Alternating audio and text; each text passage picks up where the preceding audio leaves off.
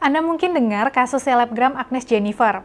Dia itu sekarang sedang mencecar seorang perempuan lain bernama Natasha. Natasha ini disebut sebagai perempuan yang berusaha merebut suami Jennifer.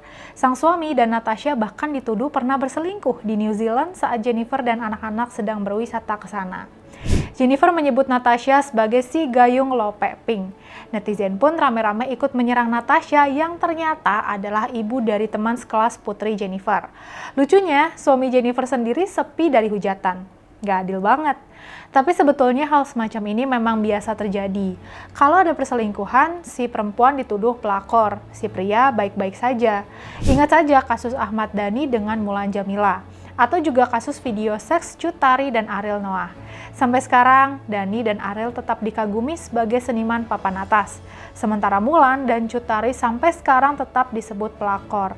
Dalam perselingkuhan, biasanya yang ramai dihujat cuma perempuannya. Ceweknya langsung dicap pelakor, ani-ani, terus dibully seumur hidup di media sosial. Sementara cowoknya paling banter dibilang hilaf, atau malah tetap dipuja seolah nggak ada salah apa-apa. Nggak jarang, istri saya juga ikut disalahin. Dibilang nggak bisa jaga suami lah, nggak cantik lah, kurang feminin lah, atau nggak nurut. Mirisnya, nggak jarang ini dilakuin oleh sesama perempuan. Ini kayak lingkaran setan banget yang nggak ada habisnya, toksik. Padahal logikanya sederhana. Perselingkuhan itu butuh dua orang. Tapi yang dihukum sosial biasanya cuma satu, dan hampir selalu perempuannya. Fenomena ini nunjukin kalau masyarakat kita masih menganut standar ganda. Perempuan dikasih beban moral lebih besar, sedangkan laki-laki lebih sering dimaklumi. Kalau ada kasus selingkuh, langsung dicap, ceweknya yang mulai duluan. Lihat saja kasus Ayu Ting Ting dan Raffi Ahmad.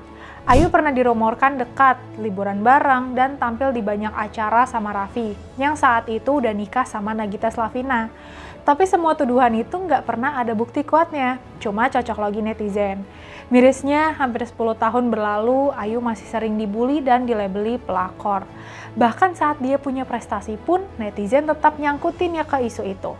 Sementara Raffi, karirnya tetap bersinar, jarang banget dapat hujatan yang sama. Ini jelas bahaya, karena kesetiaan itu tanggung jawab dua arah.